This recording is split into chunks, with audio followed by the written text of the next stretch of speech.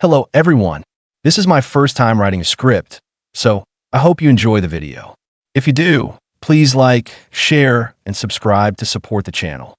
Welcome to my new channel. I'm excited to have you here. What if Naruto married the fire Daimyo's daughter? Chapter 1. The Child of Crown and Curse. The third Hokage stood alone beneath the Hokage monument, his pipe unlit in his hand. Below him, the village mourned. Black banners fluttered in the wind, and the weight of silence pressed down upon Konohagakure like a funeral shroud. The fourth Hokage was dead. His wife was dead. The Nine Tails was sealed. Peace, if it could be called that, had been bought with blood. And in a guarded compound hidden far from the public eye, a newborn slept. Naruto Uzumaki, Jinchuriki of the Kyuubi, heir to the Namikaze clan, future consort to the Daimyo-s bloodline, and, by secret decree, the Hokage's chosen successor. Hiruzen Sarutobi exhaled slowly.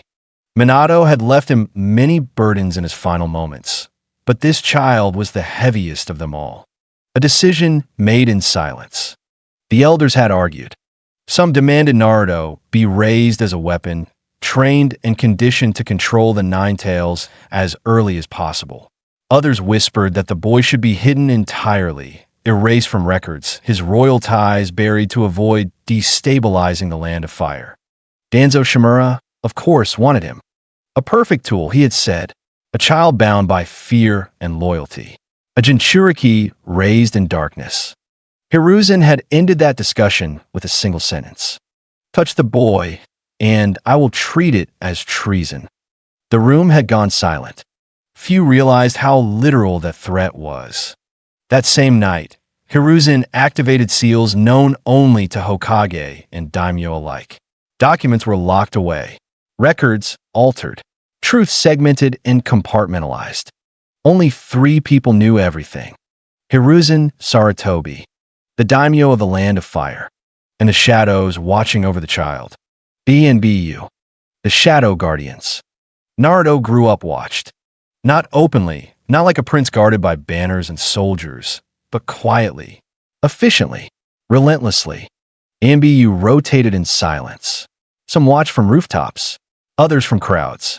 A few lived as civilians nearby, shopkeepers and neighbors who never spoke of what they truly were. To the village, Naruto was an orphan. To the ENBU, he was Asset Crown. To Hiruzen, he was Minato's son. And Hiruzen refused to let him grow weak. Training begins early. At the age of 4, Naruto was brought to a hidden training ground beneath the Hokage Tower. He was small, too small. Bright blue eyes stared up at the old man with curiosity rather than fear. So, Hiruzen said gently, kneeling before him, "Do you know who I am?" Naruto tilted his head. Old man with a funny hat. Any AMBU watching would have tensed. Hiruzen laughed. "Yes," he said, "that will do." From that day forward, Naruto trained. Not like a normal child, not like an academy student, but not like a weapon either. Hiruzen taught him control before power, how to mold chakra carefully, how to breathe through surges of energy that came from somewhere deep and angry inside him. Naruto learned meditation before ninjutsu, discipline before ambition. At 5, he could walk on water. At 6, he could perform basic ceiling patterns. Nothing dangerous, nothing explosive, but precise. Clean. And when Naruto slept, Yinbiyu watched his dreams. The curse awakens. The Nine Tails did not stay silent. It whispered. It raged. It tested the seals. Naruto would wake screaming some nights, red chakra flickering across his skin. The villagers never saw it, but the ANBU did. And when it happened, Hiruzen himself would come, placing a steady hand on the boy's forehead, reinforcing the seal with practiced ease. "You are not cursed," Hiruzen would tell him every time. "You are entrusted." Naruto didn't fully understand, but he believed him. ANBU lessons. At 7 years old, Naruto met his first mass teacher. They never gave him a name. They taught him how to move without sound, how to disappear in a crowd, how to read killing intent, not to react, but to anticipate. This is not about strength, the MBU said, voice distorted by the mask. It is about survival. Naruto learned fast. Too fast. By 8, he could evade a trained ANBU for nearly a minute. By 9, he began learning strategy. Board games replaced with simulated battlefields, pieces representing clans, villages, and political factions. Hiruzen personally oversaw these lessons. You must understand, the old Hokage said, that power invites enemies. Crowns invite betrayal. Naruto looked down at the board, eyes sharp for a child his age. Then I won't wear the crown until I'm ready. Hiruzen smiled sadly. Minato would have said the same thing. The child of crown and curse. Naruto was never lonely, but he was never free. The villagers whispered behind his back, sensing something strange about him without knowing why. Some glared. Others feared him instinctively. He did not know he was promised to a daimyo's daughter. He did not know he was royalty. He did not know the Hokage's seat was meant for him. All he knew was this. He had a monster inside him. A village that didn't trust him. A grandfather figure who refused to abandon him. And shadows who followed him everywhere. Naruto Uzumaki grew up balanced on a knife's edge, between crown and curse, light and shadow. And the world was already moving to decide which one he would become. I hope you enjoy the video. What if Naruto married the Fire Daimyo's daughter? Chapter 2. The First Move and the Fall. Danzo Shimura did not act out of impatience. He acted out of certainty. From the moment Minato Namikaze died, Danzo understood something the others refused to say aloud. Power abhors a vacuum. And the boy, Naruto Uzumaki, was not a child. He was a future, one that, if left in Hiruzen's hands, would grow beyond control. Danzo had lost Root once already. He would not lose this opportunity. The plan in the shadows. Danzo's first move was quiet. No assassins, no kidnappings, just questions. Root operatives embedded in the bureaucracy began requesting old records, sealed reports for the night of the Nine-Tails attack, patrol rotations, obscure EMBU deployments. Individually, the requests meant nothing. Together, they formed a picture. A protected child. Unusual ANBU rotations. Hiruzen's personal involvement. Danzo smiled behind his bandages. So the fourth left a legacy. His next move was bolder. A controlled crisis. The test.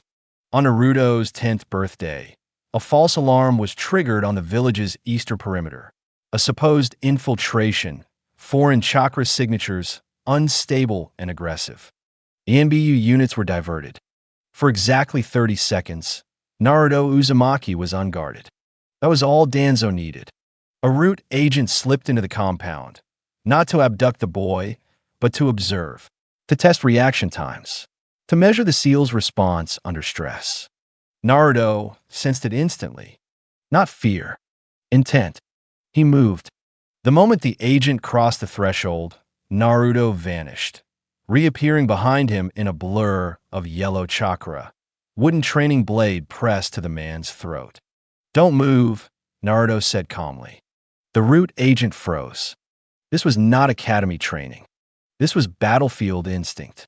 Before the agent could retreat, ANBU descended from every angle, masks flashing into view. The agent was restrained, seals locking his chakra instantly.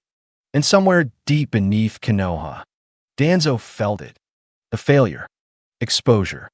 Hiruzen Sarutobi stood in the Hokage's office as Danzo was brought before him. No shouting.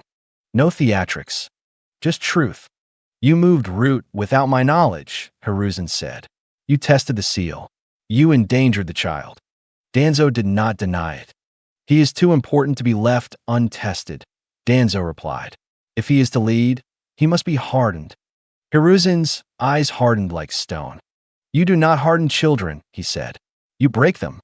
With a single motion, Hiruzen activated a seal. Ancient, binding, absolute.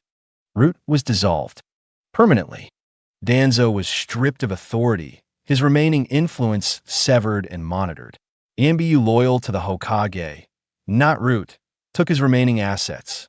But Hiruzen was not finished. The fall. Danzo was exiled from the council chambers, forbidden from approaching Naruto, forbidden from commanding shinobi, and most importantly, forbidden from secrecy. Every move he made from that day forward was watched. As Danzo was escorted away, Naruto stood quietly behind Hiruzen, Yinbiyu masks surrounding him like silent sentinels. Danzo met the boy's eyes. For the first time, something flickered in Danzo Shimura's expression. Fear, not of what Naruto was, but of what he would become. Aftermath. That night, Hiruzen knelt before Naruto. "You did well," he said gently. Naruto shook his head. "I didn't hurt him." Hiruzen smiled sadly. "That's why you did well." From that day on, Danzo's power never fully recovered. His first real move had failed, and in failing, it revealed the truth to everyone who mattered. Naruto Uzumaki did not need to be controlled. He needed to be protected, and the shadows that once answered to Danzo now watched him instead. End of Chapter 2. I hope you enjoy the video. If you do, please like, share, and subscribe to support the channel. Naruto married the Fire Daimyo's daughter. Chapter 3. The Mask Worn Too Young. The announcement was not made in Konoha. It was made in the land of Fire's capital, within the gilded halls of the Daimyo's palace, where silk banners and quiet smiles concealed knives sharper than any kunai. The daimyo sat upon his raised platform, his fan resting lightly against his chin. At his side stood his daughter. She was young, only a year older than Naruto, but already carried herself with composed grace. Her name was Aika, and she had been raised not as a princess of comfort, but as a political constant. Tutors taught her diplomacy before art, history before poetry. She understood alliances, leverage, and silence. Her eyes were sharp, intelligent, and calm. When the daimyo finally spoke, the court fell silent. "By decree of the Land of Fire," he announced, "an engagement has been formally recognized between my daughter, Aika of the Fire Court, and Naruto Uzumaki of Konohagakure." A ripple passed through the room. Naruto Uzumaki, the Jinchuriki, the orphan, and now royalty. Shockwaves. Messages traveled faster than shinobi. Within hours, the news reached Konoha. The council erupted. "He's too young," one elder protested. "This places too much power in one individual," another hissed. Hiruzen listened quietly, pipe burning slow. "You were informed," he said calmly, not asked. Danzo was not present. That in itself spoke volumes. The daimyo's decree carried more than symbolic weight. It elevated Naruto beyond village jurisdiction alone. Any harm to him was no longer merely a village crime. It was an act against the Land of Fire itself. For the first time since the Nine Tails attack, the villagers' whispers changed tone. Fear became caution. The princess, Naruto, met Aika days later. Not in a palace, not in ceremony, but in a quiet garden within the Hokage's compound, guarded at a distance by Anbu and court retainers alike. She studied him openly. "You're smaller than I imagined," she said. Naruto frowned. "You're taller than I thought." Aika smiled faintly. "Good." He wasn't intimidated. "I know what you are," she said calmly, "and I know what they say about you." Naruto stiffened, but she continued before he could speak. "They say you're dangerous," Aika said. "I don't believe them." Naruto blinked. "Why?" "Because dangerous people don't look lonely," she replied. Something shifted between them. Not affection, not yet, but understanding. An alliance born young. The mask. That night, Naruto stood before a mirror. An Anbu mask rested in his hands. White porcelain, marked with subtle gold lines authorized by the Hokage alone. "You don't have to wear it yet," the Anbu captain said quietly. Naruto shook his head. "If they're watching me anyway," he said, "I want them to see what I choose to be." The mask was light. Too light. He tied on anyway. Too young. Naruto's induction into Anbu was never announced. There was no ceremony, only a sealed scroll bearing the Hokage's mark. At 10 years old, Naruto Uzumaki became the youngest operative in ANBU history. His call sign was simple: Crown. He trained harder than ever. Missions in shadows, reconnaissance, political escorts, threat assessments. He learned when to speak and when silence was more lethal than any jutsu. Aiko watched from afar, understanding more than she let on. "You wear your mask too well," she told him once during a rare meeting. Naruto shrugged. Someone has to. The weight of the reveal. The engagement changed everything. Foreign villages took notice. Allies reconsidered their positions. Enemies hesitated. A Jinchuriki could be killed. A royal heir could not without consequence. Naruto became a symbol before he could choose to be a person. And Hiruzen watched it all with heavy eyes. Minato's son was growing up. Too fast, too sharp, too alone. End of chapter 3. Naruto Uzumaki now stood at the intersection of three worlds: the shinobi shadows, the daimyo escort, and the monsters sealed within him. And he wore a mask because the crown demanded it. I hope you enjoy the video. If you do, please like, share, and subscribe to support the channel. Excited to have you here. What if Naruto married the Fire Daimyo's daughter?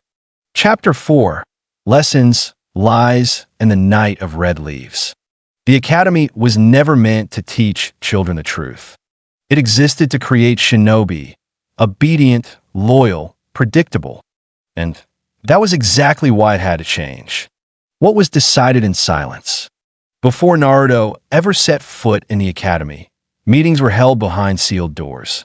Hiruzen sat at the head of the table, flanked by advisors, ANBU captains, and observers sent directly by the daimyo escort. The subject was never spoken plainly, but everyone understood what was at stake. Naruto Uzumaki could not be educated like the others, nor could the others be educated too much. The academy curriculum will remain unchanged publicly, Hiruzen said calmly. But there will be adjustments. Those adjustments were subtle. History lessons were rewritten, softened references to internal conflict, carefully omitting details about clans challenging the village's authority. The will of fire was emphasized harder than ever, framed as absolute loyalty rather than shared responsibility. And surveillance increased, especially around one group: the Uchiha. Naruto at the academy. Naruto entered the academy wearing orange like any other student. No mask, no EMBU armor. Just a boy. But he was never truly one of them. Instructors watched him differently, some with awe, others with fear. Children avoided him instinctively, sensing the pressure around him without understanding why. Naruto learned quickly. Too quickly. He held back deliberately, scoring well, but never first. He acted loud when needed, careless when watched. It was an act, one drilled into him by ANBU handlers and reinforced by Hiruzen himself. Never stand at the top, the third Hokage had warned. Targets are easier to hit when they rise above the crowd. Naruto listened. The Uchiha problem. The Uchiha clan noticed everything. They noticed the increased patrols near their district. They noticed ANBU masks lingering longer on rooftops.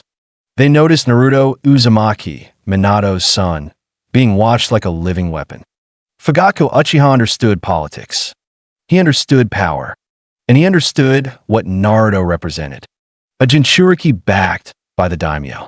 A future Hokage groomed in secret. A symbol of unity that did not include the Uchiha.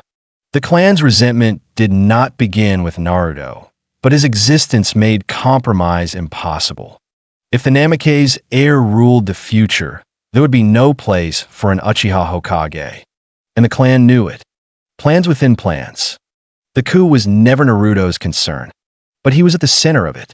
Uchiha intelligence suggested that if Naruto were removed, discredited, captured, or exposed, the political structure binding village and court would fracture. Danzo had once intended to use that fracture. Now others considered it. Hiruzen knew, and so did the ANBU. But knowledge does not always grant power. Sometimes, it only grants terrible choices. The academy the night before. Naruto remembered that day clearly. Sasuke Uchiha had been quiet, more than usual. Iruka-sensei seemed distracted. The air felt heavy. That night, Naruto was pulled from his apartment before sunset. No questions, the NBU said. You're on protective hold. Naruto didn't resist, but he felt it. Something was about to break. The massacre. The Uchiha district burned in silence. No alarms. No cries for help. Just shadows moving through shadows. Itachi Uchiha walked a path drenched in blood, each step a sacrifice made to prevent civil war. NBU operatives ensured containment. No interference, no witnesses. This was not vengeance. It was policy. By dawn, the Uchiha clan was gone. All but one. Aftermath.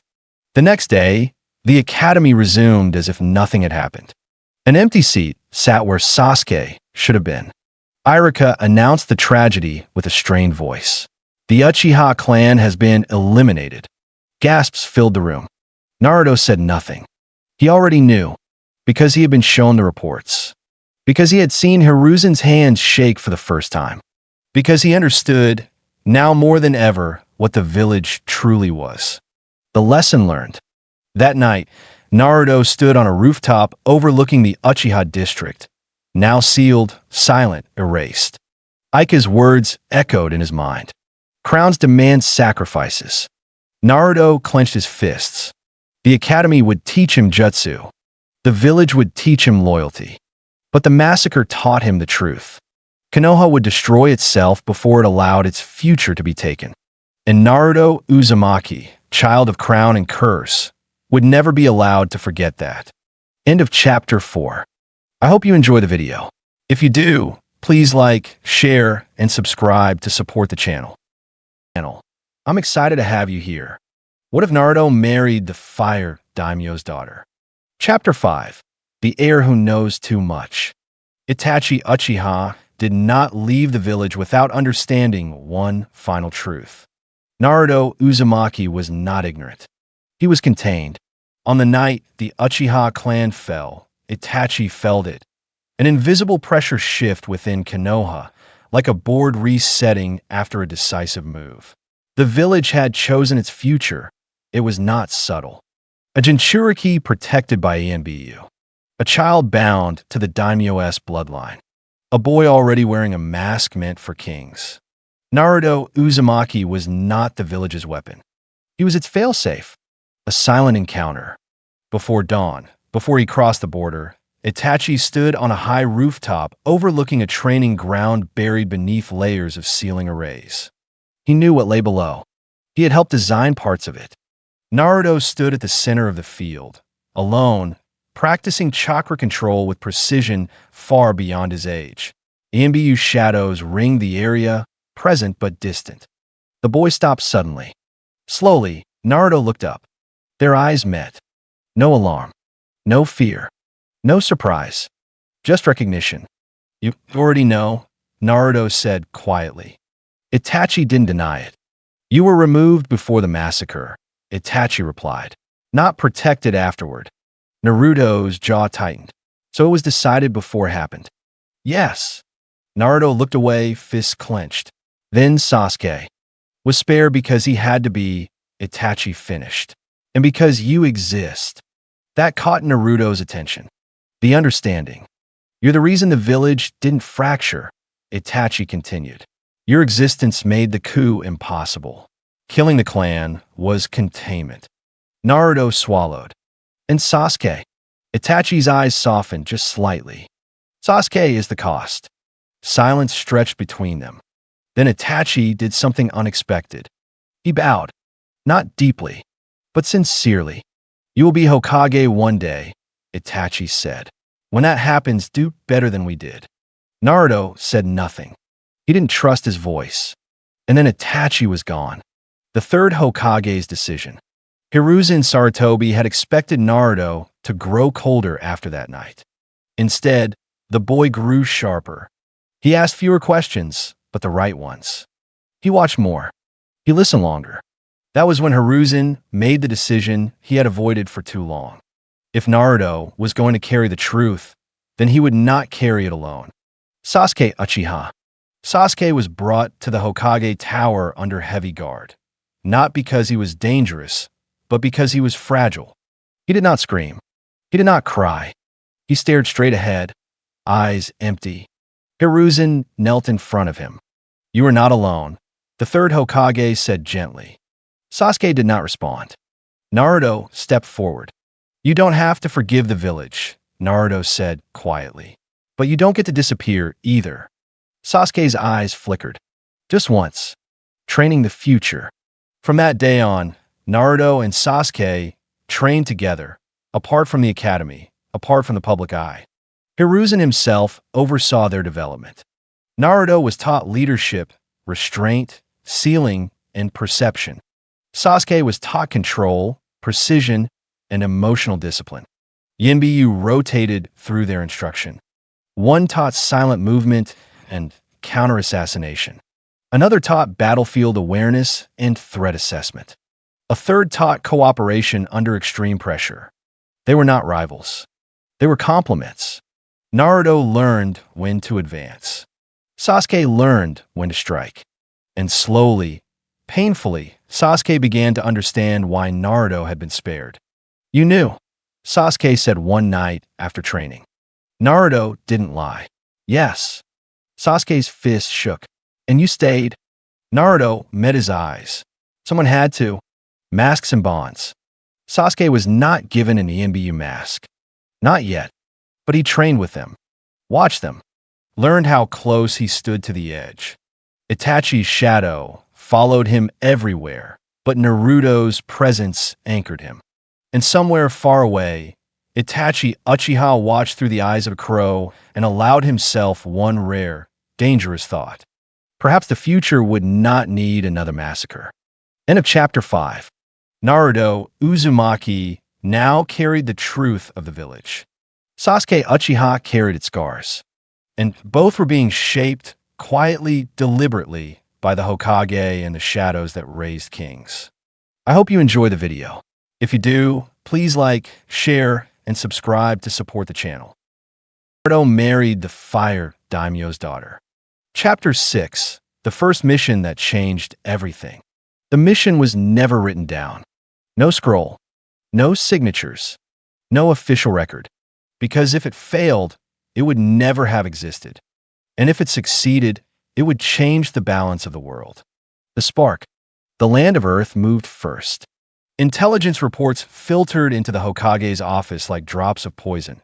Iwagakure had increased border patrols, begun mobilizing elite units, and, most telling of all, started asking very specific questions. Questions about Naruto Uzumaki, a Jinchuriki tied to the Daimyo, a rumored ANBU prodigy, a future Hokage in everything but name. To the outside world, Naruto's rise looked like something else entirely. A shift in power. And some villages believed the Land of Fire was preparing to dominate, not defend. Hiruzen understood immediately. "This is no longer internal," he said quietly. "This is international." Danzo's last gamble.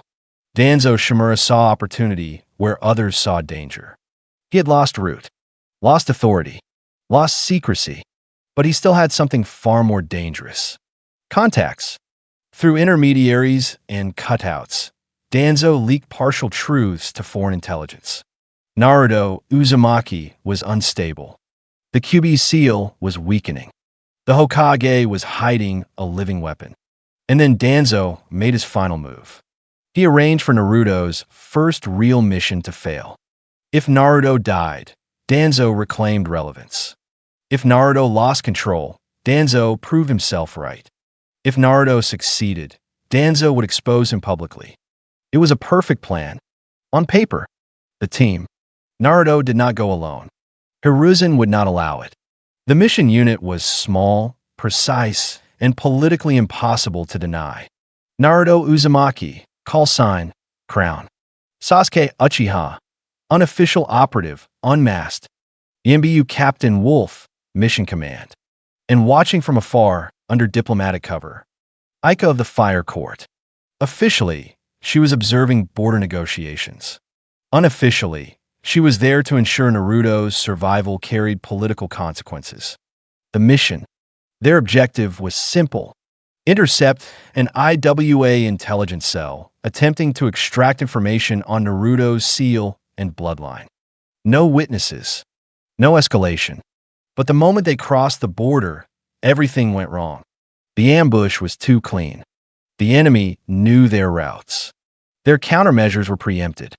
"This is a setup," Sasuke said coldly. Naruto already knew. Danzo. The breaking point. The enemy attacked in force. Earth techniques reshaping the battlefield, cutting off retreat. One strike slipped past Ambu defenses and slammed directly into Naruto's barrier. The Kyuubi stirred. Red chakra bled into the air. For a moment, a terrible, suspended moment, the world waited. Sasuke stepped in front of Naruto. "Don't," he said. "Not here." Naruto breathed. Slowly. Deeply. And then he did something no Jinchuriki had ever done so young. He commanded the chakra. Golden seals flared across his arms, precise and controlled. The red faded, not suppressed but contained. The enemy froze. They weren't facing a monster. They were facing a ruler. The turn. Naruto moved. Not recklessly. Not explosively. Decisively. He coordinated ANBU movements mid-battle, redirected Sasuke's attacks with perfect timing, and dismantled the IWA cell without a single civilian casualty. When it was over, the message was clear. The Land of Fire did not lose control of its Jinchuriki. It had mastered him. Aika's move. Aika acted immediately. Before any false reports could spread, she invoked diplomatic authority, detaining captured IWA shinobi under royal decree. "This was not an accident," she stated calmly. "This was provocation." Her presence turned a covert clash into a political incident. Iwagakure backed down. They had seen enough. Danzo's fall. Back in Konoha, Hiruzen waited. The evidence was undeniable. Danzo's intermediaries exposed, his leaks traced, his final scheme laid bare. There was no council hearing. No debate. Danzo Shimura was arrested in silence. His remaining influence was erased, not dissolved but cut out like rot. Exile was mercy. Danzo was denied even that. He was confined, sealed, and removed from history. For good. Aftermath. Naruto returned changed. Not hardened but aware. Sasuke watched him differently now, not as a survivor, but as a leader. Aika met Naruto privately before returning to the capital. "You didn't choose the crown," she said, "but today you wore it." Naruto looked at his hands. "I don't want to rule alone." Aika smiled faintly. "Good. Because you won't." The world responds. Foreign villages took notice. Some grew cautious. Some grew fearful. Some began planning. Because Naruto Uzumaki had crossed an invisible line. He was no longer a rumor. He was a factor. A name whispered in war rooms and council chambers alike. And the world had begun to move. End of Chapter 6. Naruto Uzumaki survived his first true mission. Danzo Shimura made his last mistake. Sasuke Uchiha chose to stand beside a future king. And Aika of the Fire Court ensured the world was watching. The game was no longer hidden. And the next move would not be Konoha's alone. I hope you enjoy the video. If you do, please like, share, and subscribe to support the channel. Welcome to my new channel. I'm excited to have you here. What if Naruto married the Fire Daimyo's daughter? Chapter 7. When the world takes sides. The world did not react loudly. It reacted carefully. After the border incident, reports stopped being dismissive and started being deliberate. Councils across the 5 great nations no longer asked if Naruto Uzumaki was important. They asked how dangerous it would be to ignore him. Lines are drawn. In Iwagakure, Warhawks demanded contingency plans. In Kumogakure, Jinchuriki specialists were reassigned. In Kirigakure, old ghosts stirred, memories of bloodline purges and failed control. And in Sunagakure, the Kazekage ordered something unusual. Observe, he commanded. Do not provoke. Because the Land of Fire had done something unprecedented. It had turned a Jinchuriki into a political constant. And constants reshape equations. The Hokage's decision. Hiruzen Sarutobi did not wait for disaster. He summoned Naruto and Sasuke to a sealed chamber beneath the Hokage Tower. Yambiyu stood guard, not as instructors but as witnesses. Sasuke, Uchiha. Hiruzen said, voice steady. You no longer train toward ANBU. Sasuke stiffened. You train as ANBU. Naruto turned sharply. Already, Hiruzen raised a hand. Not publicly. Not yet. He looked directly at Sasuke. You will not be given multiple missions. You will not be deployed broadly. Sasuke frowned. Then what is my role? Hiruzen's eyes hardened.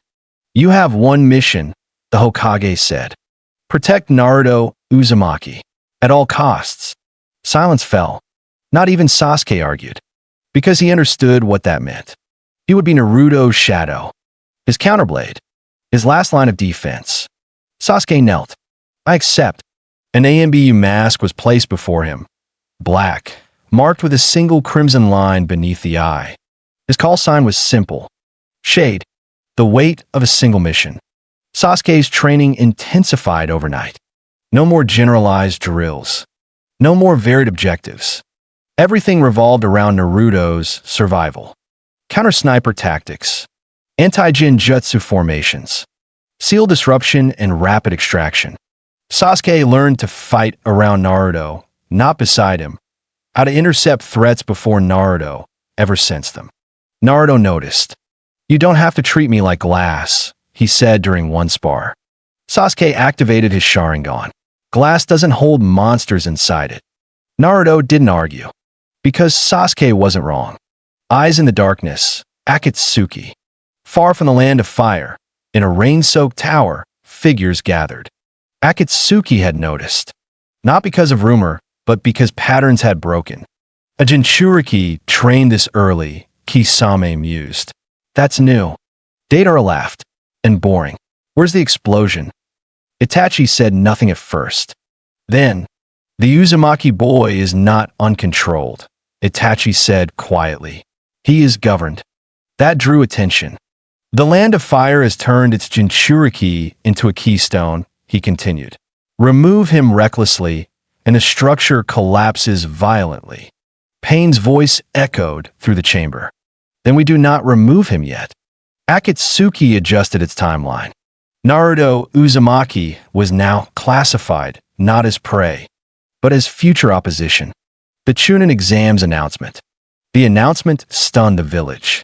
This year's Chunin exams would be international. Hosted by Konoha.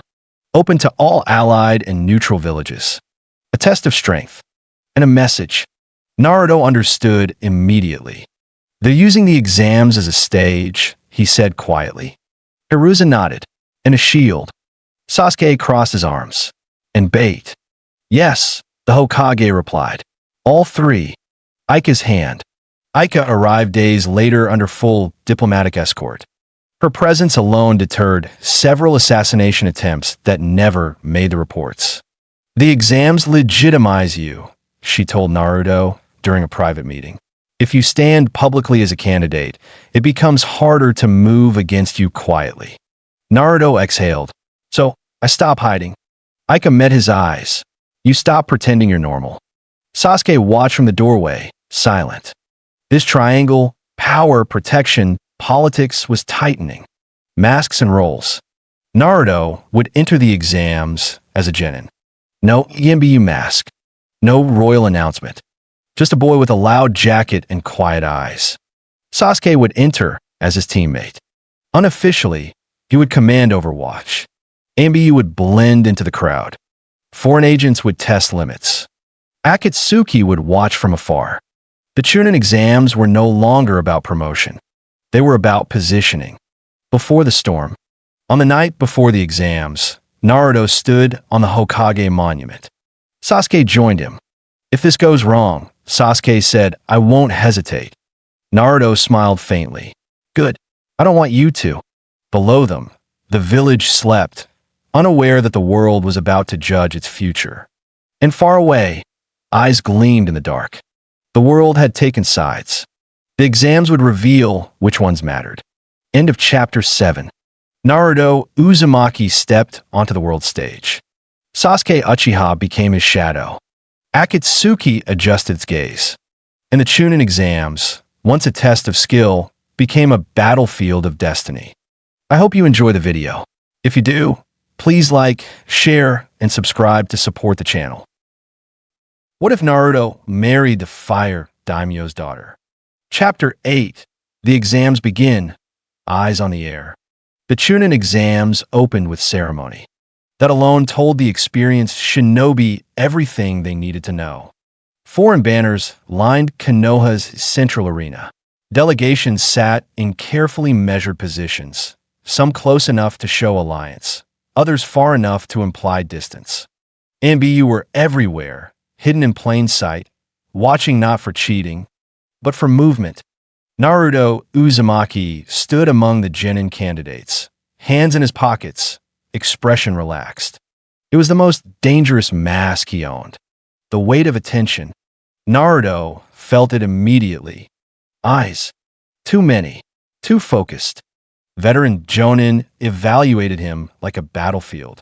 Foreign Kage watched with neutral faces that fooled no one. Intelligence officers took notes they would later deny existed. And then, Naruto felt something familiar. Heavy. Violent. Lonely. He turned. Across the arena stood a red-haired boy with dark circles under lifeless eyes. Gaara of the Sand. Their gazes locked. For a moment, the world narrowed to two Jinchuriki recognizing each other without words. You two, Gaara thought. Naruto didn't smile. He didn't flinch. He simply held the gaze, calm, controlled, unafraid. Gaara's eyes widened slightly. This was wrong. Jinchuriki were supposed to be broken or breaking. Naruto Uzumaki was neither. Gaara's realization. Later, in the waiting chambers, Gaara watched Naruto closely. No bloodlust. No instability. No screaming beast clawing at his thoughts. Ow! Gaara finally asked, voice low. Naruto answered honestly.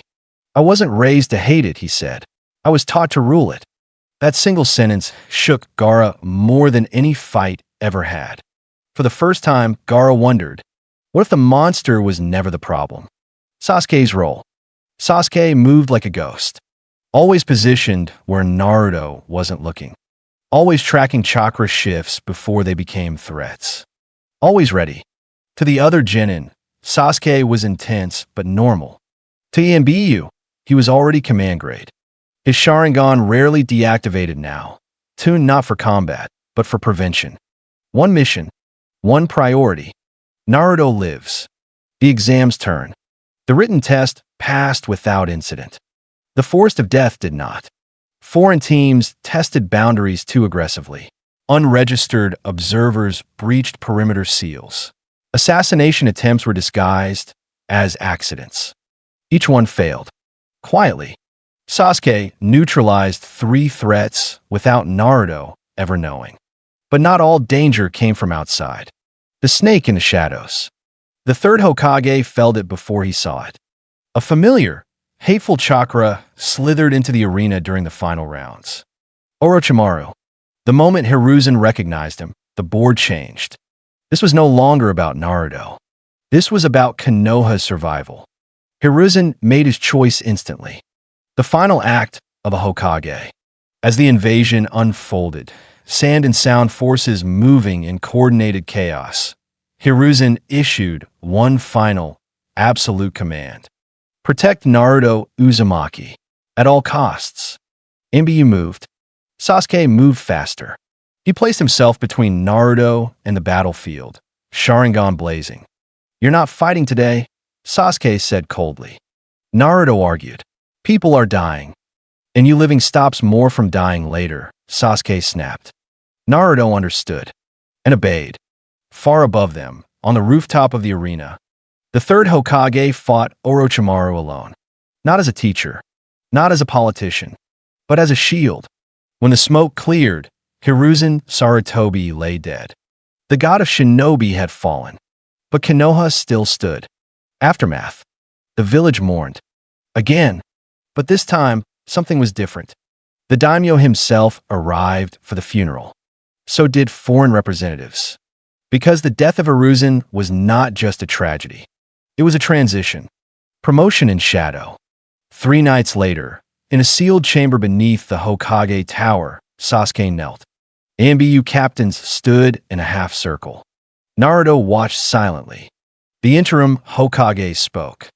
Sasuke Uchiha, by unanimous ANBU command and daimyo authorization, you are hereby promoted. A pause. ANBU commander, personal guard of the air. A black and crimson commander's mask was placed into Sasuke's hands. He accepted it without emotion. His mission had not changed. Only his authority. Gaara's departure. Before leaving Konoha, Gaara found Naruto one last time. You're what I could have been, Gaara said quietly. Naruto shook his head. You're what you will be, if you choose. Gaara left with Sans delegation, not as a weapon, but as a prince in the making. Closing. The Chunin exams ended incomplete, but their purpose had been fulfilled. The world had seen Naruto Uzumaki. Akatsuki had taken note. Allies recalculated. Enemies hesitated. And with the third Hokage's death, the final restraint was gone. Naruto Uzumaki was no longer being prepared for the future. He was the future. And Sasuke Uchiha stood at his side. ANBU commander. Shadow. Blade. I hope you enjoy the video. If you do, please like, share, and subscribe to support the channel. Please like, share, and subscribe to support the channel. Welcome to my new channel. I'm excited to have you here. What if Naruto married the Fire Daimyo's daughter? Chapter 9. The Crown Claimed. The chamber had not been opened in decades. Deep within the Hokage Tower, beyond seals layered by generations, the High Council chamber waited, its walls carved with the symbols of the Land of Fire, the hidden leaf, and the authority that bound them together. Today, it would decide the future. The gathering. The daimyo of the Land of Fire sat at the highest tier, his presence absolute. At his side stood Princess Aika, composed and observant, her expression unreadable. Below them, arranged in a perfect half-circle, the village elders, the Jonin commander, the heads of Konoha's major clans, Hyuga, Nara, Yamanaka, Akimichi, Aburame, Inuzuka, Sarutobi. ANBU captains, masked and silent. And at the center of the chamber, Naruto Uzumaki. He wore no crown, no robe of state, just the Hokage's cloak folded over his arm. At his right side stood Sasuke Uchiha. Always. Black and crimson ANBU commander's mask rested at Sasuke's hip, never worn inside the chamber. Not out of humility, but because his authority no longer required it. The weight of silence. The daimyo spoke first. With the passing of Hiruzen Sarutobi, he said, voice calm and carrying, the Land of Fire faces a crossroads. No one interrupted. The fourth Hokage left a successor, not in name, but in design. Eyes turned to Naruto. He was raised under secrecy, protected by shadow, trained for leadership, not conquest. A pause. And today that secrecy ends. The elders speak. One elder rose slowly. He is young. The Jonin commander answered before Naruto could. He is prepared. Another elder frowned. He is a Jinchuriki. The daimyo's fan snapped shut. He is royalty. That ended the argument. Naruto speaks. Naruto stepped forward. His voice was steady, not loud, not hesitant. I will not promise peace without sacrifice, he said. I will not pretend this village has clean hands. Murmurs rippled. But I will promise this. Konoha will never again destroy its own out of fear. Some clan heads stiffened. Naruto didn't look away. I will protect this village, not as a god, not as a weapon, but as its servant. Silence followed. Then, a single, decisive nod from the daimyo. The promotion. By ancient decree, spoken aloud and sealed in chakra, the decision was made. Naruto Uzumaki, the Daimyo declared, by authority of the land of fire and consent of Kanehagakure, you are hereby appointed. A pause heavy as destiny. Hokage of the Hidden Leaf. The room bowed. Every head, except Sasuke. He did not bow. He stepped closer. The air revealed. Naruto raised his hand. One more thing, he said. The daimyo smiled faintly. Proceed. Naruto turned to the assembly. Today, I also claim my birthright. He removed a sealed scroll from his cloak and unrolled it midair. Golden chakra flared, forming the crest of the Namikaze clan, long thought extinct. I am Naruto Uzumaki, he said clearly, son of Minato Namikaze. Gasps echoed. And by blood and right, I am the heir and head of the Namikaze clan. The chakra crest burned bright, then sealed itself into the chamber's stone, permanent. History rewritten. Sasuke's oath. Sasuke stepped forward at last. He knelt, not to the daimyo, not to the council, but to Naruto. My life, Sasuke said evenly, is yours to command. Naruto placed a hand on his shoulder. Stand, he said. You are not my servant. Sasuke rose. Then I stand as your shadow, he replied. The future begins. Aika met Naruto's eyes and inclined her head, an acknowledgement not of engagement, but of equal authority. The Jonin commander struck his fist to his chest. The clan heads followed. Outside, the village waited, unaware that history had just shifted beneath their feet. Naruto Uzumaki did not smile. He looked forward, because crowns were heavy, and he intended to wear this one awake. End of Chapter 9. Naruto Uzumaki became Hokage. The Namikaze clan was reborn. Sasuke Uchiha stood as Yenbyu commander and eternal shadow. And the world would soon learn. The era of preparation was over. The era of rule had begun. I hope you enjoy the video. If you do, please like, share, and subscribe to support the channel. What if Naruto married the fire daimyo's daughter? Chapter 10. When legends return and the world responds. Naruto Uzumaki's coronation did not bring peace. It brought movement. And the first to move were the legends. The Toad Sage returns. The guards at Konoha's gates barely had time to react before a familiar, towering figure landed atop the wall, white hair flowing, laughter booming across the stone. Well, damn, Jiraiya said, grinning wide. I'll leave for a few years, and my godson becomes Hokage? The village froze, then erupted. Naruto stood at the top of the Hokage tower when he felled it. Chakra he hadn't sensed since childhood. He turned just as Jiraiya appeared behind him, arms crossed, eyes sharp beneath the humor. You look taller, Jiraiya said. Naruto smiled, genuinely this time. You're late. Jiraiya laughed, then stopped. Minato's son stood before him, not as a boy, not even as a shinobi, but as a ruler. He really trusted you with everything, Jiraiya said quietly. Naruto nodded, which is why I need you. A Hokage's first request. That night, Naruto met Jiraiya privately. I want Tsunade brought back, Naruto said without preamble. Not convinced, not manipulated. Jiraiya raised an eyebrow, straight to the point. She's needed, Naruto continued, as a pillar, as a symbol, and as someone who won't lie to me. Jiraiya studied him for a long moment. Then he smiled, proud, fierce. Good, he said, because the village is about to bleed, and you're smart enough to know you shouldn't stop it alone. Jiraiya left at dawn. The shadow expands. Naruto summoned Sasuke next. No ceremony. No audience. Just two figures in a sealed room. I need more than one shadow, Naruto said.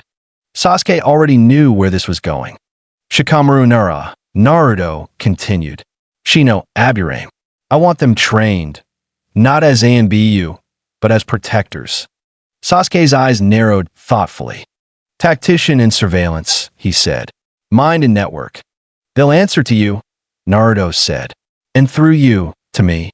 Sasuke inclined his head. I'll shape them. That same week, Shikamaru and Shino were removed from standard duty. No announcements. No explanations. Only results. Shikamaru learned operational command, how to move units without being seen, how to plan 3 outcomes ahead. Shino learned counterintelligence, how to detect foreign agents before they realized they were exposed. They were not Naruto's guards. They were his infrastructure. And Sasuke stood above them, commander of shadows. Akatsuki responds. Far away, beneath a blood-red moon, Akatsuki gathered. The Jinchuriki is Hokage now, Deidara scoffed. That's cheating. Kisame grinned. Makes things interesting. Pain spoke last. The boy has changed aboard, he said. He is no longer prey. Itachi closed his eyes briefly. Then the world will try to break him, he said. Pain nodded. Accelerate the plan. For the first time, Akatsuki adjusted its strategy around political assassination, not extraction. Naruto Uzumaki was no longer a target to be captured. He was a threat to be removed. The first international summit. The Land of Fire hosted the summit under unprecedented security. 5 Kage-level delegations attended. Neutral nations observed. Mercenary states waited nervously. Naruto entered last. Not with guards. With confidence. Sasuke stood at his right. Ika at his left. Shikamaru and Shino were unseen, but everywhere. Naruto spoke plainly. The old balance relied on fear, he said. Fear of tailed beasts. Fear of bloodlines. Fear of war.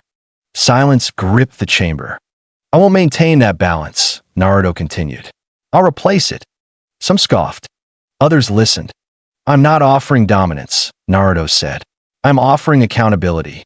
The Raikage leaned forward. And if we refuse? Naruto met his gaze. Then we prepare for war, he said calmly. Together or apart. No threats. No bravado. Just inevitability. The inevitability. When the summit ended, no treaties were signed. But no one laughed either. Because every leader present understood the truth. Naruto Uzumaki was not rushing toward war. He was ready for it. The board is set. As night fell, Naruto stood alone on the Hokage monument. Sasuke appeared beside him, silent as ever. They're afraid, Sasuke said. They should be, Naruto replied. But not of me. Below them, the village slept. Far away, Akatsuki moved. Jiraiya traveled to find a legend. And the world leaned toward conflict. Because the age of hidden power was over. And the age of open crowns had begun. End of chapter 10. Jiraiya returned. Tsunade was being brought home. The shadows multiplied. Akatsuki accelerated. And the world prepared for war. I hope you enjoy the video. If you do, please like, share, and subscribe to support the channel. What if Naruto married the Fire Daimyo's daughter? Chapter 11. The Slug Princess Returns. The gates of Konoha had seen legends pass through them before. But when Tsunade Senju returned, the village felt it. The air shifted, chakra heavy, ancient, undeniable. Civilians stopped in their tracks. Shinobi straightened unconsciously. Even ANBU masks turned, just slightly, as the 5th Hokage of another age walked back into the village she had once sworn never to see again. Jiraiya walked beside her, quieter than usual. At the top of the Hokage tower, Naruto Uzumaki waited. Meeting of wills. Tsunade didn't bow. She didn't kneel. She stared Naruto down the moment she entered the office. So, she said bluntly, Minato's kid became Hokage before he could grow a beard. Naruto smiled faintly, and the Slug Princess came back anyway. Jiraiya winced. Sasuke didn't move. Tsunade studied Naruto carefully, really looked at him. Not the title, not the rumors, the chakra control, the posture, the eyes that had seen too much too early.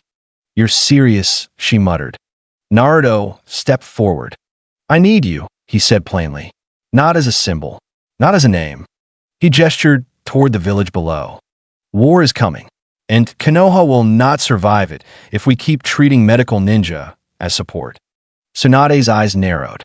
What are you proposing? The medical reformation. Naruto didn't hesitate. I want top-tier medical shinobi in every division, he said. I want EMBU medical units trained to operate in active combat. I want medics who can fight, seal, extract, and save lives under fire. Silence. Then Tsunade laughed, low and dangerous. You're asking me to rewrite shinobi doctrine. Naruto met her gaze. I'm asking you to win the next war. The laughter stopped. You sound like your grandfather, Tsunade said quietly. She turned. I'll do it, she said. But understand this. Once I start, there's no going back. Naruto nodded. Good. The first blood, Akatsuki moves. They struck 3 nights later. Akatsuki did not announce itself. No warning. No speeches. Just death aimed at the Hokage. The attack came from within Konoha, an embedded agent releasing a space-time seal meant to drag Naruto into a kill zone. It almost worked. Almost. Because Shikamaru Nara had already seen the pattern. Shikamaru's first victory. Shikamaru never engaged directly. He redirected. He altered patrol timings by seconds.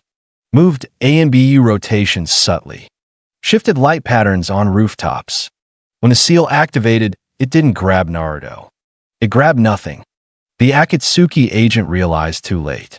Shadows surged up his legs. Checkmate, Shikamaru said calmly. AMBU medical units, Tsunade's first prototypes, were already on site. The assassin was restrained, dissected for intel, and sealed alive. Akatsuki had failed. Publicly. Pain received the report in silence. So, he said slowly, the Hokage cannot be touched quietly. Itachi closed his eyes. He is protected by minds now, he said. Not just blades. War ignites. The assassination attempt could not be hidden. Foreign villages reacted immediately. Iwagakure mobilized. Kumogakure recalled ambassadors. Kirigakure closed its borders. And Sunagakure. Sunagakure stood with Konoha. Gaara's message arrived that same night. If they move against you, they move against us. The first alliance was formed. The first line was drawn. The Slug Princess takes command.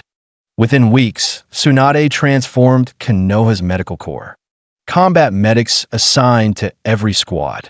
AMBU Mednin trained in battlefield regeneration. Emergency seal networks woven through the village. Casualty projections dropped by 37%. Other villages noticed and panicked because Konoha was no longer just strong. It was sustainable. The declaration. At dawn, Naruto stood before the council, Sasuke and Shikamaru at his side, Tsunade behind him. The first attempt on my life has failed, Naruto said calmly. There will be more. He looked at each clan head. We will not strike first, he continued. But from this moment on, any act against Konoha will be answered. Not with rage, with precision. This, Naruto finished, is the beginning of the war they chose. No one disagreed. Closing. That night, Naruto stood beneath the stars. Sasuke was beside him. Shikamaru behind him. Tsunade reinforcing the village's heart. And far away, Akatsuki adjusted once more. Because the boy they had planned to hunt had become a king who prepared. End of chapter 11. The Slug Princess returned. Akatsuki failed its first strike. Shikamaru won his opening battle. And the Shinobi World War had truly begun. I hope you enjoy the video. If you do, please like, share, and subscribe to support the channel. What if Naruto married the Fire Daimyo's daughter? Chapter 12. The First Battlefield.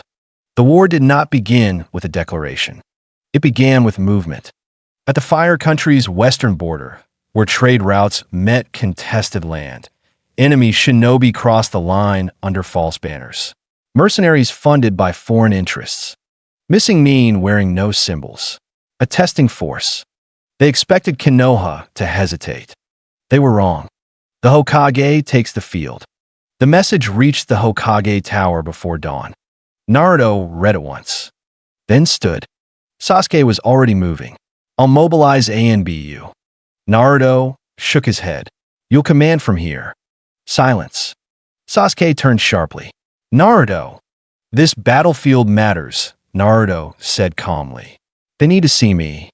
Not the Jinchuriki. Not the symbol. The Hokage. Aika stood near the window, hands clasped, eyes steady. Then I'm coming.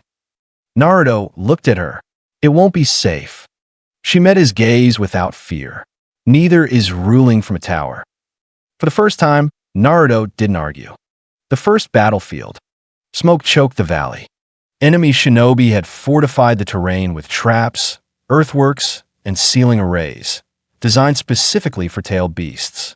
Naruto stepped onto the field anyway. His cloak fluttered once. Then chakra rolled outward. Not violent. Commanding. Every Konoha shinobi felt it. Morale surged. Advance, Naruto said, and the battlefield obeyed. Akatsuki revealed. They struck mid-conflict. A ripple in space. A familiar cloak. Akatsuki, someone whispered. This was not a test anymore. One of them moved too boldly, too confident. Deidara laughed as explosives bloomed across the field. Art is... He never finished. A shadow pinned him. Not Naruto's. Shikamaru's strategy had already isolated him.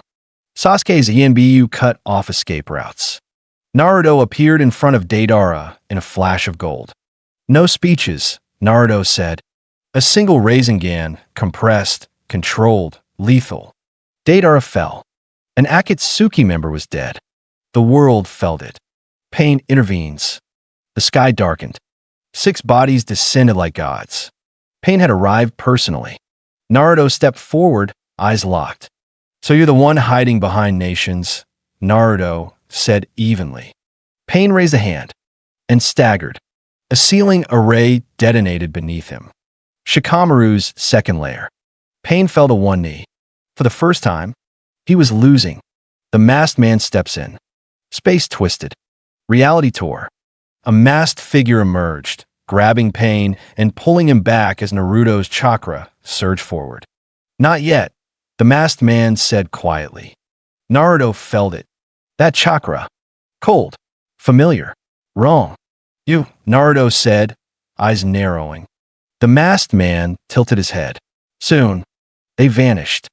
Pain was saved, but exposed. Aftermath. The battlefield was silent. Konoha stood victorious. Naruto didn't celebrate. He turned to Aika. She had seen everything, blood, command, death. And still she stood tall. You didn't hesitate, she said softly. I couldn't, Naruto replied. She stepped closer. That's why they'll follow you. For the first time, Naruto allowed himself a moment. Not as Hokage. As a man. He took her hand. Not hidden. Not denied. Seen by soldiers, by commanders, by the world. The world reacts. By nightfall, every nation knew. Akatsuki had lost a member. The Hokage had entered battle personally. Pain had been forced to retreat. Amassed power now moved openly. Alliances hardened. Borders militarized. The war was no longer coming. It was here, closing. From the shadows, the masked man watched Konoha's banners rise. So, he murmured, Minato's son chooses the throne and the battlefield. Behind him, Pain spoke quietly. He is becoming something dangerous. The masked man smiled beneath the mask. Good. End of chapter 12. The first battlefield was won. Akatsuki bled. The Hokage fought. The princess stood beside him. And the true enemy finally revealed himself. I hope you enjoy the video. If you do, please like, share, and subscribe to support the channel. What if Naruto married the Fire Daimyo's daughter? Chapter 13. The Man Behind the Mask.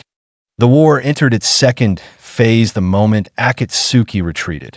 Because retreat meant regrouping. And Konoha would not allow that. The Black Ops counterstrike. Midnight. No banners. No witnesses. A squad moved beyond Fire Country's borders. Silent, lethal, precise. At their head walked Sasuke Uchiha. No mask tonight. He didn't need one. Phase 1, Sasuke whispered. Disrupt supply lines. Yanbiyu moved like shadows given purpose. Enemy outposts vanished without alarms. Communication hubs were erased mid-signal. Akatsuki informants were neutralized before they knew they'd been exposed. This wasn't vengeance. This was denial, cutting Akatsuki off from momentum. Sasuke stood atop a ruined watchtower, Sharingan spinning slowly. "They think Naruto is the front," he said quietly. "They forget I exist." And that was their mistake. The man behind the mask. Elsewhere, beneath layers of seals older than nations, the masked man stood alone. Deidara was gone. Pain had been forced back. This was not how the plan was supposed to unfold. "The Hokage has teeth," the masked man muttered, and a spine. Space warped behind him. Pain emerged, damaged but composed. "He is prepared for gods," Pain said. "That makes him dangerous." The masked man tilted his head. "Then we stop hiding." For the first time, he removed a glove. Sharingan gleamed beneath the torchlight. "The world will learn my name soon enough." Naruto's decision. Back in Konoha, Naruto listened to the reports in silence. Sasuke's counterstrike had succeeded. Akatsuki networks were fractured. But Naruto's instincts screamed the same warning they had on the night he was born. "This isn't over," Naruto said quietly. Jiraiya stood across from him, arms crossed.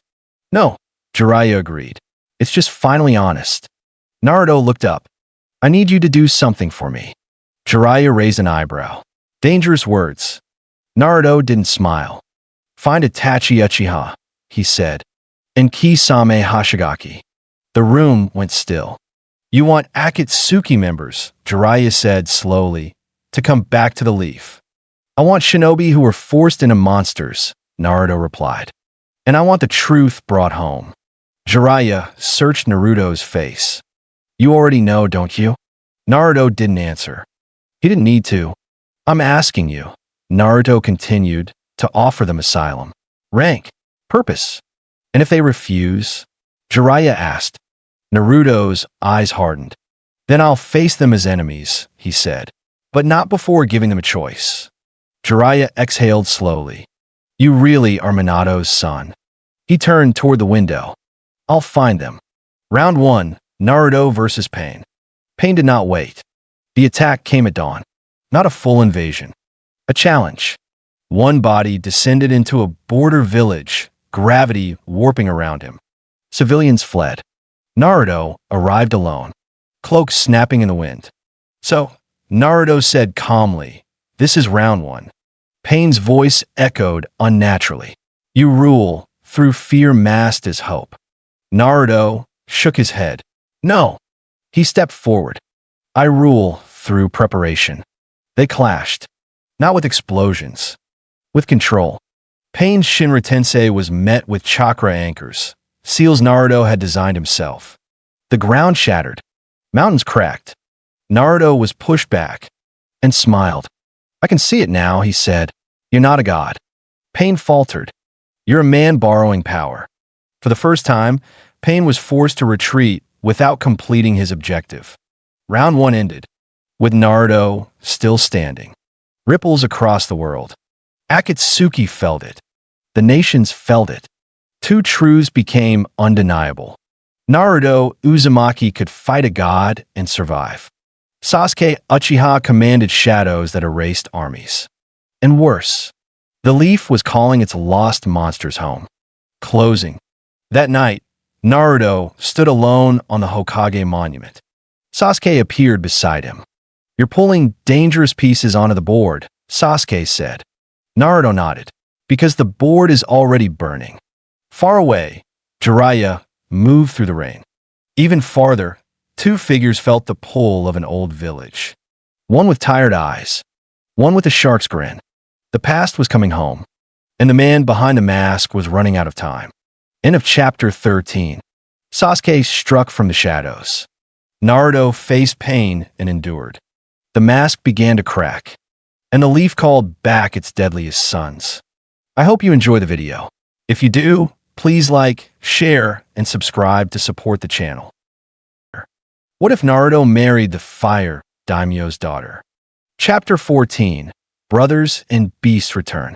Rain fell gently at the borders of the land of fire.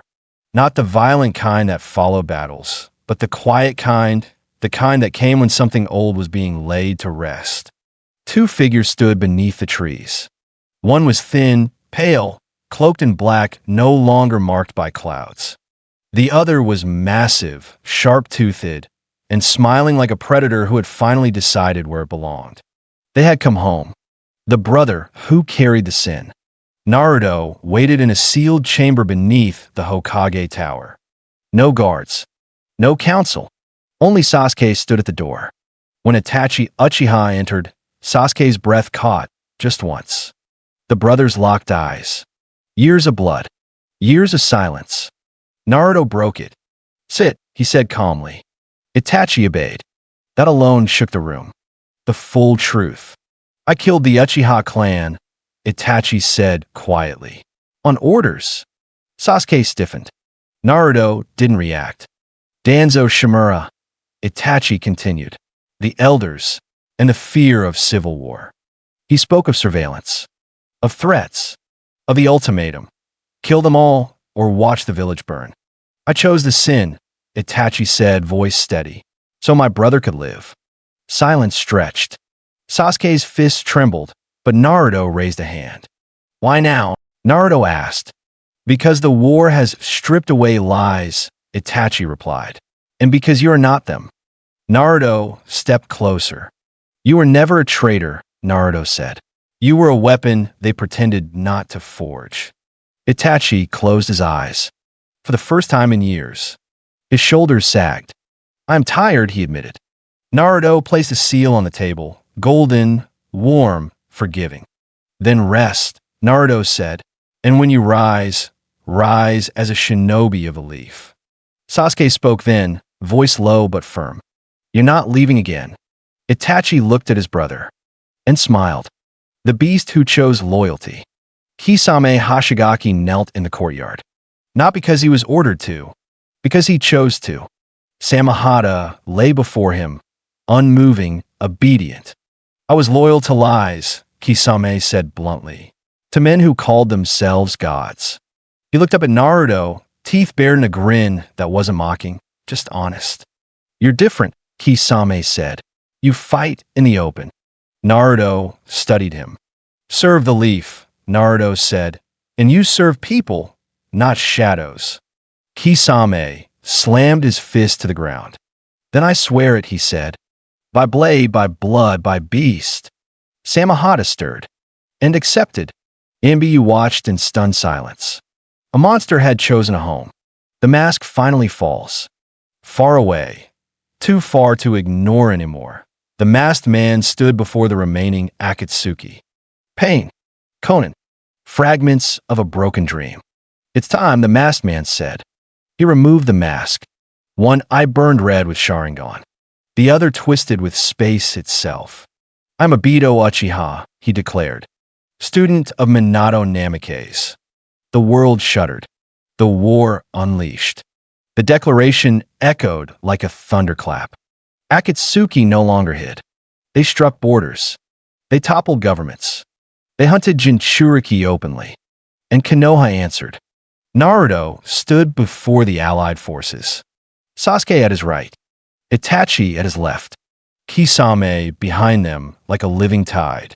Gaara, Aika, Shikamaru, Tsunade, all present. "This war ends now," Naruto said. Not as a promise. As a fact. Brothers stand together. Before the first major clash, Sasuke and Itachi stood alone beneath the moon. "I never hated you," Sasuke said quietly. "I hated the lie." Itachi bowed his head. "Then let me fight beside you once." Sasuke nodded. Two brothers. No longer enemies. Closing. As armies moved and chakra flared across continents, Naruto felt it clearly. This was no longer about survival. This was about ending cycles. Obito had chosen illusion. Pain had chosen despair. Naruto chose something else. Truth, preparation, and unity forged from broken blades. The beasts had returned. The brothers stood together. The mask was gone, and the shinobi world war had truly begun. End of chapter 14. Itachi's truth was revealed. Kisame swore loyalty to the leaf. Obito Uchiha stepped into the open, and the final war against Akatsuki ignited. I hope you enjoy the video. If you do, please like, share, and subscribe to support the channel. What if Naruto married the Fire Daimyo's daughter? Chapter 15. Gods, Ghosts, and the Battlefield of Fate. The battlefield chosen was no accident. A vast, shattered plain where old nations had once tried and failed to claim dominance. Ancient seals lay broken beneath the earth, remnants of forgotten wars. This was where history went to die, and where legacies would collide. The clash of Minato's legacy. Space twisted, reality bent. Obito Uchiha stepped onto the field as if the world itself made way for him. Opposite him, the wind stirred. Golden chakra flared. Not wild, not burning, but absolute. Naruto Uzumaki arrived without ceremony. No army. No speeches. Just resolve. So, Naruto said calmly, "This is what became of my father's student." Obito's single eye narrowed. "You were Minato's shadow well." Naruto stepped forward. "I forged my own." They vanished. Space-time techniques clashed. Flying Thunder God versus Kamui's distortion. Seals bloomed midair. Rasengan met warped void. The ground folded inward, then exploded outward. The battlefield could not contain them. "You think reality matters?" Obito snarled. "I'll replace it." Naruto didn't shout. "I'll protect it." Their collision sent a shockwave across the plain. Minato's legacy, split between hope and despair, collided at last. God stepped onto the field. Pain descended with the remaining paths. Opposite him stood Naruto, still standing. "You bear the nine tails," Pain said, "yet you refuse godhood." Naruto met his gaze. "Because God stopped listening." With a single hand sign, Naruto opened the seal. Not fully. Enough. Kurama's chakra surged, not raging but aligned. "Go," Naruto said softly, and the call was answered. The beast choose. Across the world, the tailed beast stirred. Shikaka laughed wildly. Gyuki snorted with approval. Son Goku roared in agreement. One by one, they chose. Not through chains. Not through domination. Through respect. Golden chakra flared across battlefields as the beasts lent their power, not as weapons, but as allies. For the first time since Hagoromo, the beasts fought by choice. Pain faltered. "This was never meant to happen," he whispered. Naruto stepped forward. "Then the world has moved on." The fall of Akatsuki. Itachi and Sasuke fought back to back, Sharingan weaving illusions and lightning into perfect harmony.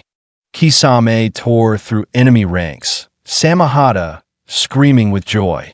Konan fell, not broken, but free, choosing to stand down rather than die for a dead dream.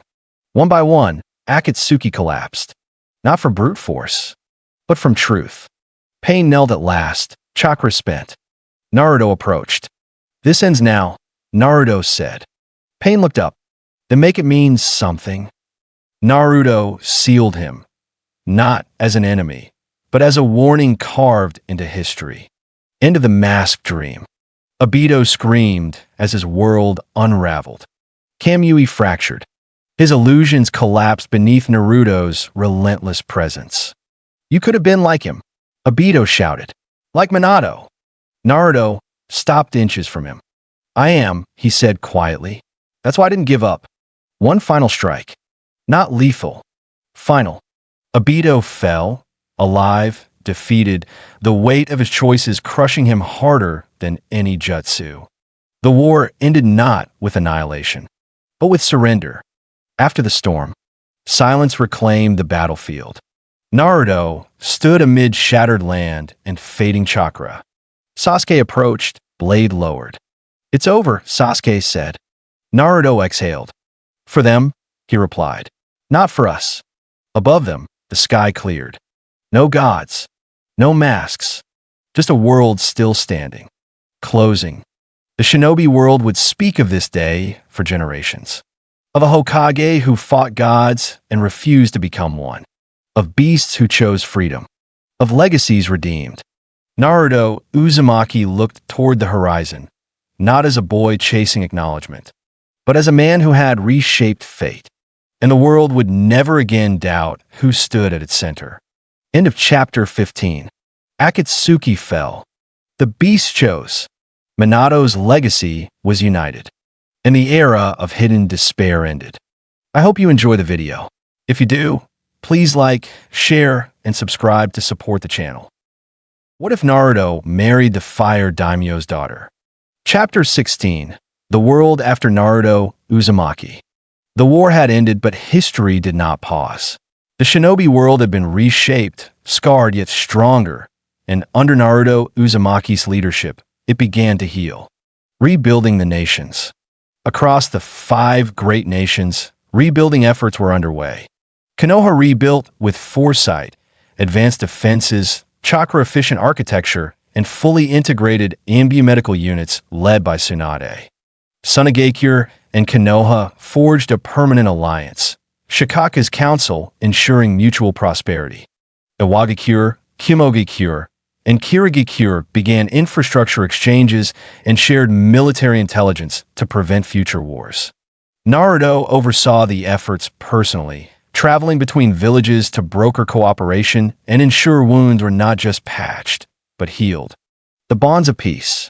At the Hokage Tower, Naruto and Aika stood together, overlooking Konoha streets. "You did it," Aika said softly. Naruto smiled faintly. "We did it. The village, the world, it's ours to protect now."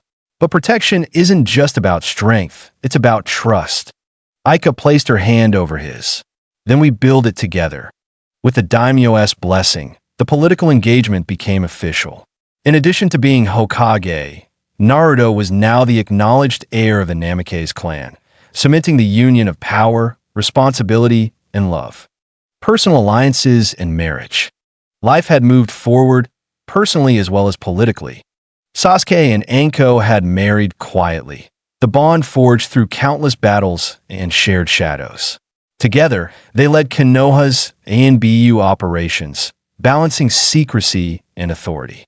Jiraiya and Tsunade, finally free of past grudges and grief, married in a ceremony that combined tradition and humor, their union symbolizing both wisdom and resilience. The tailed beasts and new leadership. The tailed beasts, once feared weapons, now walked freely among humans, allies of Konoha and the shinobi world. Kurama remained tightly bonded with Naruto, aiding him in diplomacy and defense, while the others returned to their villages, accepted as sentient partners rather than tools of war. The world had changed. Alliances were no longer just political, they were personal. A new threat emerges. But peace is rarely permanent. In the shadows of the 5 great nations, a new figure watched the reconstruction. A man with knowledge of Obito's plans and a vision of reshaping the world in his own twisted image. He whispered to himself as he observed the flow of chakra across the continents. The world believes it is safe, but it will learn again that peace has a price. Closing. Naruto Uzumaki stood atop the Hokage monument once more. The sun rose on a new era, one of rebuilding, alliances, and hope. Aika by his side, Sasuke and Anko guarding the shadows, Jiraiya and Tsunade strengthening the foundation of life and medicine, the tailed beasts free and loyal. And in his heart, Naruto knew, as long as he stood, the world would never fall so easily again. But he also knew peace was only the beginning, and that challenges, both known and hidden, would rise again. The age of Naruto had begun. End of chapter 16/epilogue.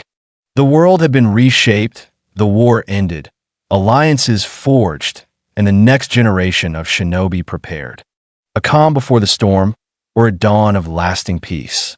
Only time would tell. I hope you enjoy the video. If you do, please like, share, and subscribe to support the channel.